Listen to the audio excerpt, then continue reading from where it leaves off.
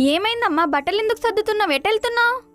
కొంచెమైనా సిగ్గుంటే ఈ ఇంట్లో నుంచి వెళ్ళిపోమంది మీ అత్తమ్మ. అంత మాట అన్నదా? ఇప్పుడే వెళ్ళి వాళ్ళ పని చేస్తాను, ఆగు. వదో, ఇప్పుడు మనం ఏమన్నా ప్లేట్ మన వైపే తిప్పేస్తారు. పుట్టింటికి నిన్ను తీసుకెళ్లాల్సింది పోయి నేను మీ అత్తగారింటికి వచ్చిన కోపంలో ఉన్నారు వాళ్ళు. నేనిప్పుడు వెళ్తున్నా, నీకొక ప్లాన్ చెప్తా, దానికి తగ్గట్టు చెయ్యి. ఏం ప్లాన్ అమ్మా? ఆ చెవి ఇటు పడే చెప్తా.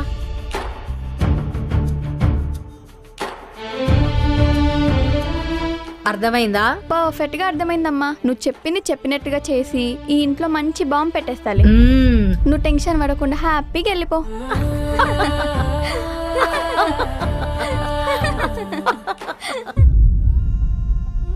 మా పిన్ని ఏమంటుందని ఆలోచిస్తున్నావా కార్తిక్? మీ పిన్ని మారిపోయి నీతో మంచిగా ఉంటే చాలు రేఖ. నన్నే మాట అన్నా పర్లేదు, పడతాను. అక్క, రే తమ్ముడు, వచ్చావా? లోపలికి రారా. అమ్మా నాన్న ఏర్రా? అమ్మ రాలేదు. ఎందుకురా? ఎక్కడ నీ దగ్గరకు వస్తే మళ్ళీ శ్రీమంతం ఖర్చులన్నీ పెట్టిస్తారేమో అని తప్పించుకుందక్క. పోన్లే, మీరు వచ్చారు కదా. డాడీ ఏరి? బయటే ఉన్నాడక్క. లోపలికి రండి నాన్న. లోపల రండి మామయ్య.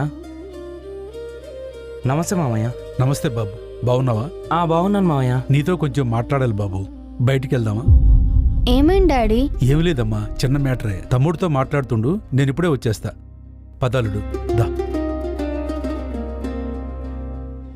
చెప్పండి మామయ్య. మీ ఇంట్లో వాళ్ళు నా కూతుర్ని నానా మాటలు అన్నా, అత్తగారి ఇల్లు కదా అని నేనేమనలేదు. తన కడుపులో ఉన్న బిడ్డను చంపడం ఏంటి? ఈ రోజు తన కడుపులో ఉన్న బిడ్డను చంపారు, రేపు నా కూతుర్ని ఏమైనా చేస్తే?